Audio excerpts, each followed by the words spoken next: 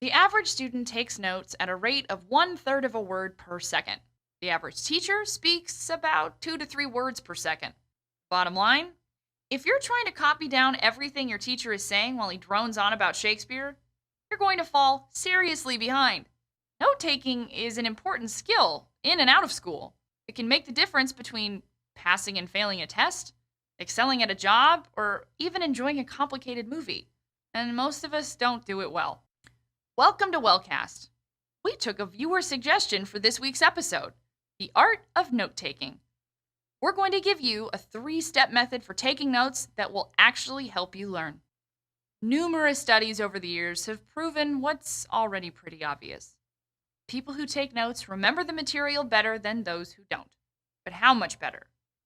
A 1970 study by developmental psychologist Michael Howe found that students were 7 times more likely to remember facts 1 week after hearing them if they took notes.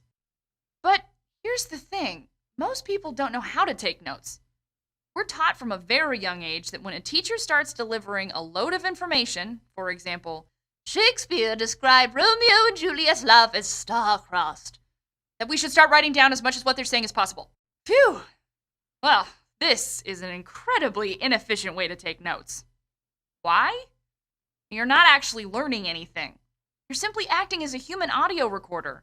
A recorder, by the way, that only picks up 1 out of every 10 words. And you're saving the learning for later, when you'll have an even less complete lesson plan to look over. Note-taking should actually act as a form of learning. Something that helps you work your way through the lesson as the teacher is giving it, so that when you leave the classroom, you already understand the concepts. So how do you do that?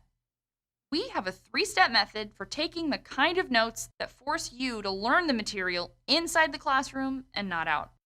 Pause and print this sheet and put it in your binder, ready for your next class. Finished? Okay, let's go. Step 1, don't write down facts. Write down conclusions. Don't worry about capturing every single thing your teacher is saying. Spend more time listening and trying to understand the lecture. When you do start writing, format your notes as a series of questions posed by the teacher's lecture and fill in your own answers. For example, question: what is the central theme in Romeo and Juliet? Conclusion: more than being a tragic love story, Romeo and Juliet is about the consequences of deeply held grudges. This way, you're recording the importance of what the teacher is saying and not just raw facts. When you do need to include data, add only the most important points under each question. This is the evidence for each question's answer. Step 2, use colored pens. Yeah, that's right. This will help you remember your notes visually. Also, if you establish a set template for your notes, you'll be able to take them more efficiently. Write questions in red and definitions in blue, conclusions in green. Step 3, review your notes. Don't relearn them.